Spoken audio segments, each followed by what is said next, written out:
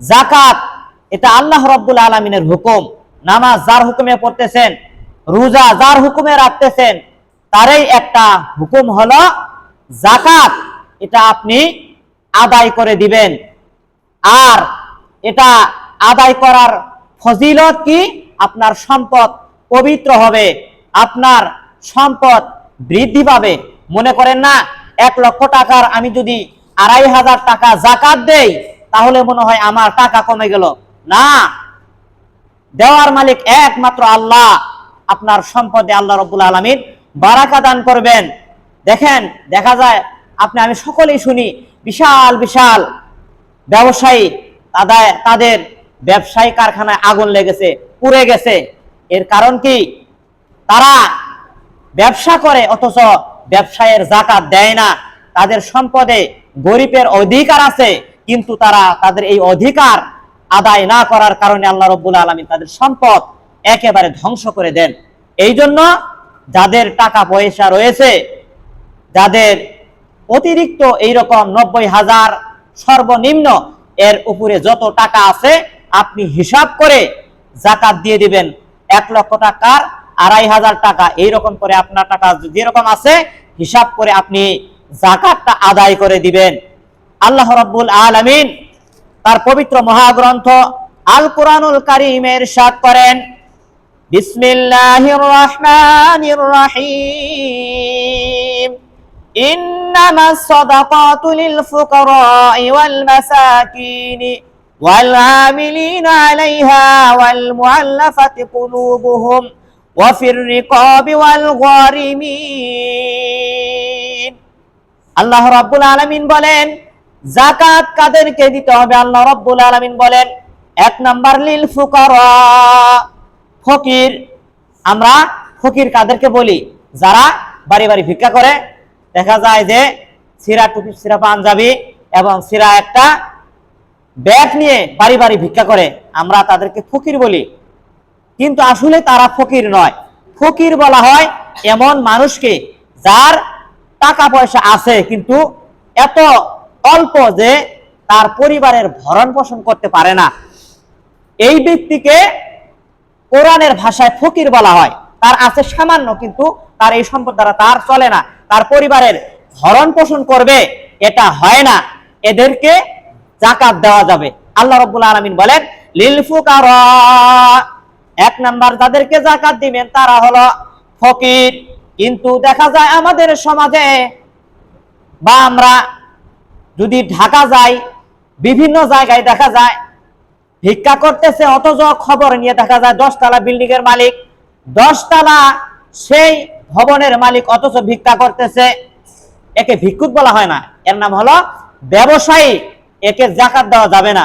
আসলে প্রকৃতপক্ষে যারা ফকির, যাদের কিচ্ছু নাই, সহায় সম্বল কিচ্ছু নাই, জায়গা জমি কিছু নাই, শুধু দিন আনে দিন খায়, কোনো মতো তার সংসারটা চলে, এমন ব্যক্তিকে বলা হয় ফকির। আল্লাহ রাব্বুল আলামিন বলেন, ওয়াল লিল ফুকারা'i ওয়াল মাসাকিন। 2 নাম্বার আল্লাহ রাব্বুল আলামিন বললেন, 2 নাম্বার হলো মিসকিন। এবং মিসকিন কাকে বলা হয়? আল্লাহ রাব্বুল আলামিন বলেন, মিসকিন ওই ব্যক্তি যার একেবারেই কিছু নাই।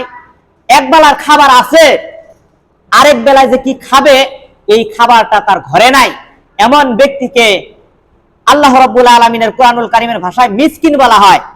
যে কোনো মতো এক সন্ধ্যার খাবার আছে আরেক সন্ধ্যা নাই, একে বলা হয় নিঃস্ব, একেবারে হতদরিদ্র, একে বলা হয় মিসকিন। একে যাকাত দেওয়া যাবে। 3 নম্বরে আল্লাহ রাব্বুল আলামিন বলেন, ওয়াল আমিলিনা আলাইহা। 3য় নাম্বার হলো ইসলামী রাষ্ট্র যেখানে আসে, যেমন সৌদি আরব, ইরাক, ইরান, যেখানে মোট কথা ইসলামী রাষ্ট্র কায়েম আছে, সেখানে এই যাকাত আদায় করার জন্য সরকার তার কর্মচারী নিয়োগ করেন। এই কর্মচারীকে যাকাতের অর্থ দেওয়া যাবে। আল্লাহ রাব্বুল আলামিন বলেন, ওয়াল মুআল্লাফাতি কুলুবুহুম। এবং 4 নাম্বার হলো এমন ইহুদি, খ্রিস্টান, অমুসলিমকে যাকাত দেওয়া যাবে, যাদেরকে যাকাত দিলে তারা ইসলামের দিকে আকৃষ্ট হবে। এমন মানুষকে, অমুসলিমকে যদি হতদরিদ্র হয় তাদেরকেও জাকাতের অর্থ দেওয়া যাবে।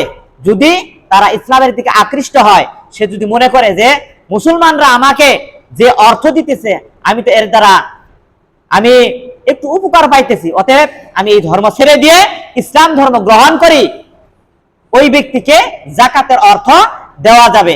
আল্লাহ রাব্বুল আলামিন বলেন ওয়াফির রিকাবি ওয়াল গারিমিন। ৫৫ নম্বরে আল্লাহ রাব্বুল আলামিন বলেন দাস মুক্তি।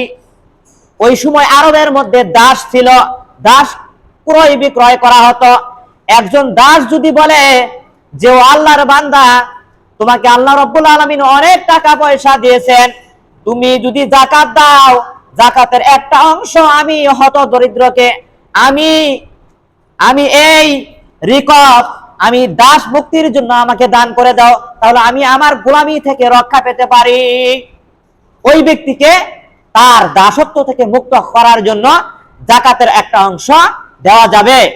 ৪র্থ নম্বরে আল্লাহ রাব্বুল আলামিন বলেন ওয়াল গারিমিনা, এবং ওই ব্যক্তি যে ওয়াল গারিমিন, এবং আল্লাহ রাব্বুল আলামিন বলেন যে দাস মুক্তির পরে ওয়াল গারিমিন ওয়া ফি সাবিলিল্লাহ, এবং আল্লাহ রাব্বুল আলামিনের রাস্তায় জিহাদের ময়দানে যদি টাকা পয়সা অর্থ করির যদি প্রয়োজন হয়, আপনার জাকাতের একটা অর্থ জিহাদের ময়দানের মধ্যেও দিতে পারেন।